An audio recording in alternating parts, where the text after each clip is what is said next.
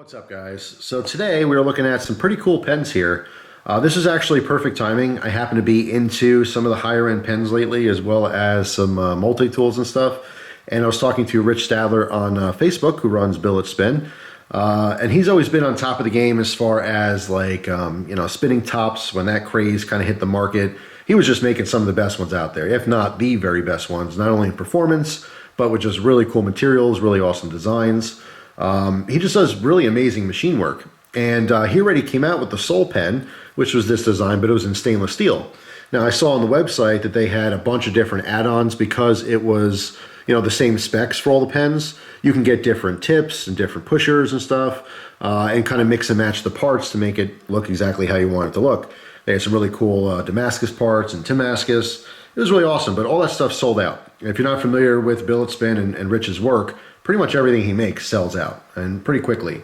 So the timing was good because he was talking about the new titanium versions, and I asked him if he can send me a couple to try out, and he was very nice and gracious enough to do so.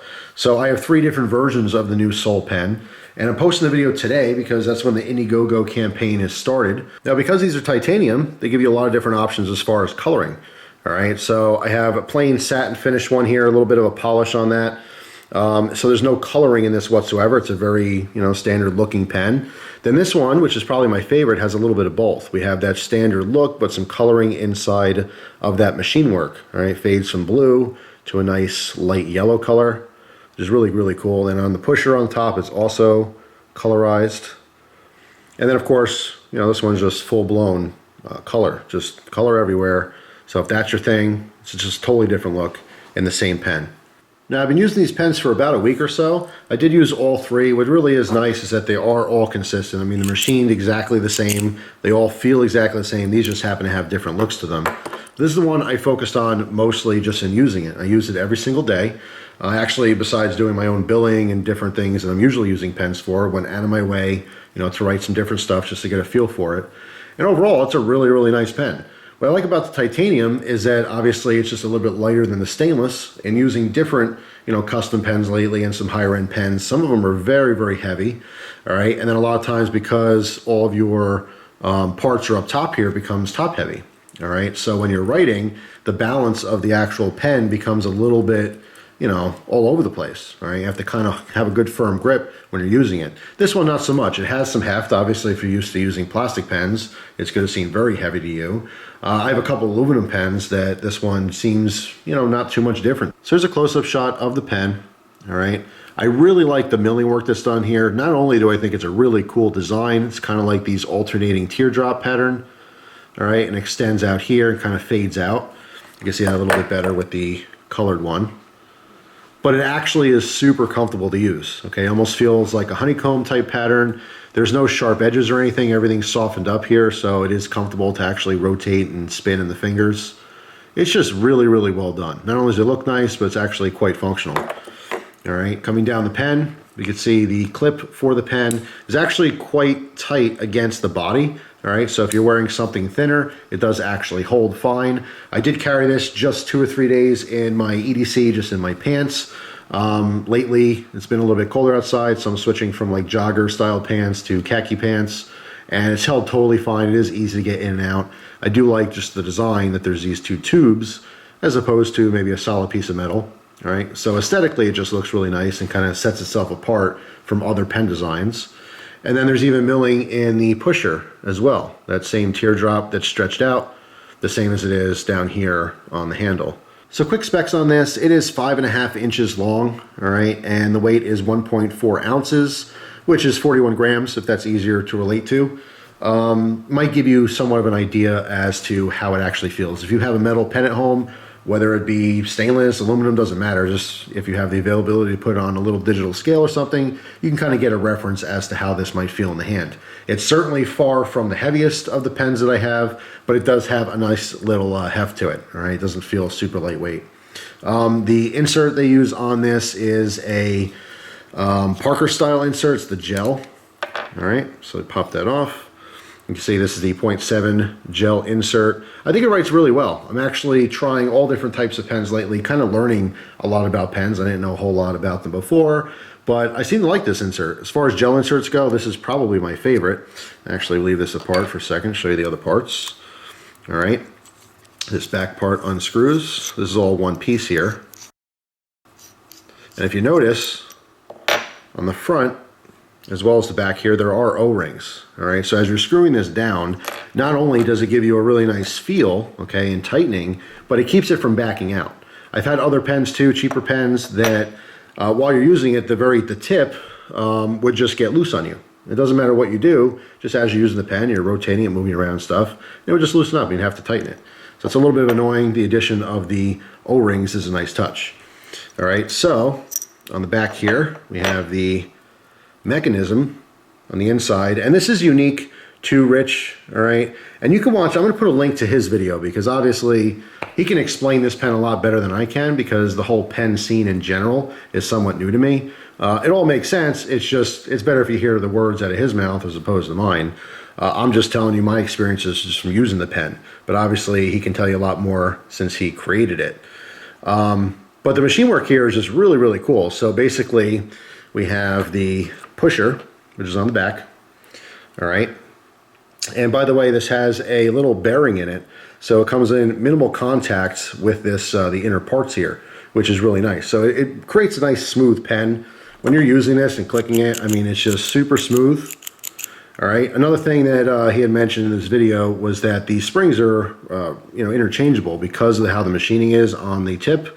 You can experiment with different springs, so if you want maybe a heavier click or a lighter click, you can certainly play around with that. I'm actually going to do that. I'm going to try some different springs in there to make it so there's more resistance, just to see the difference. So here's the inner workings of the pen. As you push the plunger in, it pushes this tool down, which obviously is connected to the insert where you have your ink cartridge. All right, and then the spring that's in there wants to push back. So every single time this pushes, it's rotating as well. So it goes long and then short, long and then short. That's what creates, the tip either sitting in the outside position where you can use it, you push again, and it pulls inside, all right? So it's not gonna be affected. Very simple, it's a simple concept, it's just the exact design is unique to Rich's pens.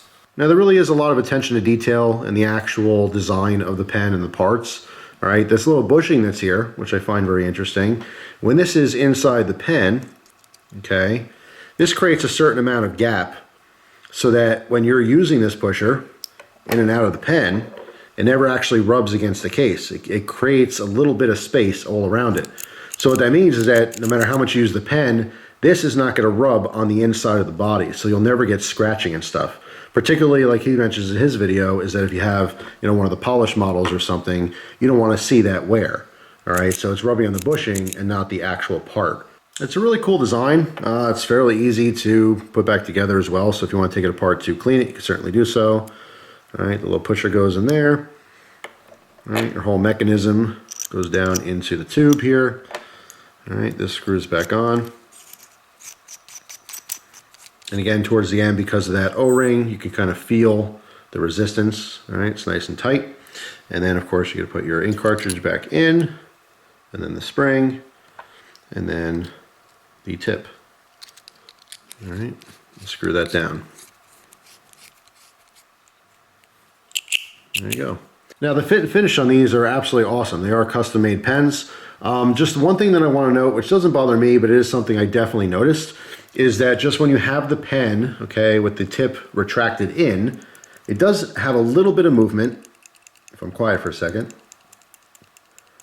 All right, only if you're doing this, if you're waving the thing around, okay? And just place it in your pocket or jacket pocket, whatever, place it on a desk, you're not gonna hear anything, right?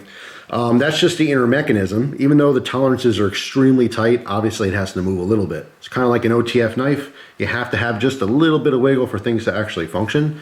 And then once you use the pusher on the back, okay, and the pen is open, now you have room for this to move around. So again, when using the pen, it's pretty minimal. You don't really hear anything at all. But just to note, if you shake it around, the pusher's gonna pop in and out, okay, because there's no spring tension on it.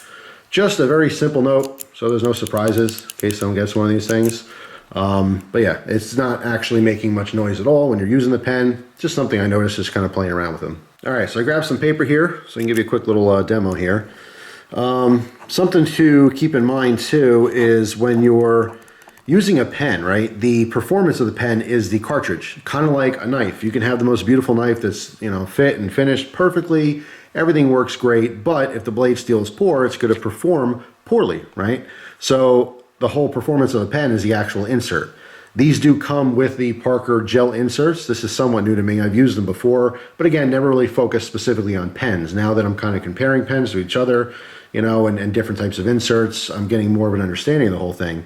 I do happen to like these particular ones just because of the fact that they don't run, all right? They dry immediately, so you don't get that smudging. You know, obviously if you're left-handed and you're writing, you're kind of rubbing on your writing as you're going, right? Being right-handed, we write from left to right, so it's not as much of an issue. But it's just, I happen to like these inserts, all right? But it's nice to know that you can swap out in case you're not into the gel inserts. So after using these for about a week, I like them. I think they're really awesome pens. They look really nice. I like that there's a bunch of different styles depending on whatever look you're going for. It definitely has a custom feel. It's like nothing you're gonna see anywhere else. They are smooth, they do write very well. As far as the price, they're not cheap. They start at $200 and I think they top out at $225 for the fully colored one.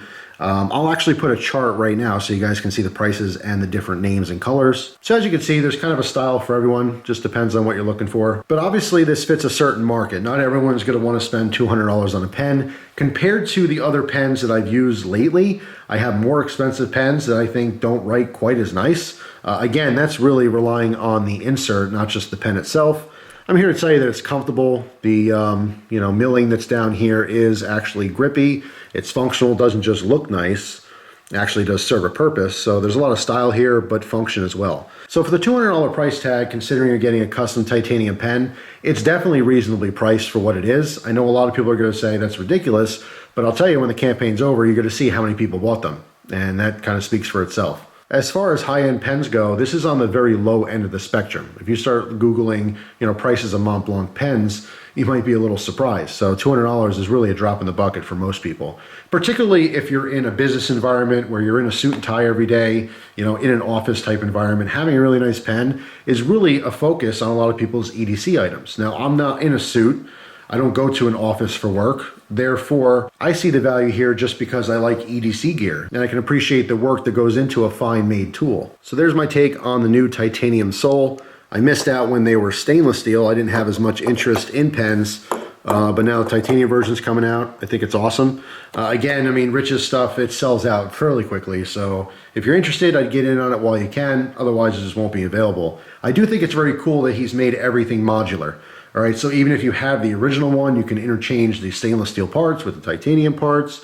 Like I said, he has like Damascus pushers and tips and stuff. I mean, just, it gets very expensive. You could buy a $200 part for your $200 pen. Now, it might sound crazy to some people, but again, stepping back and seeing the entire picture of the pen world, there's people who have $50,000 pens in their pockets. So, I don't know, a $200 pen with a $200 custom part doesn't seem all that expensive anymore, does it?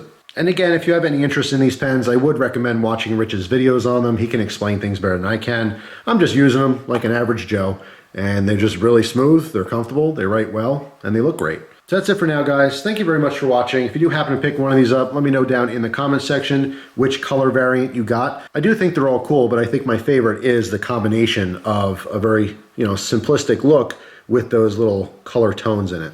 All right, so anyway, that's it. Hope you guys have an awesome day, and I will see you tomorrow with a brand new video. Take care.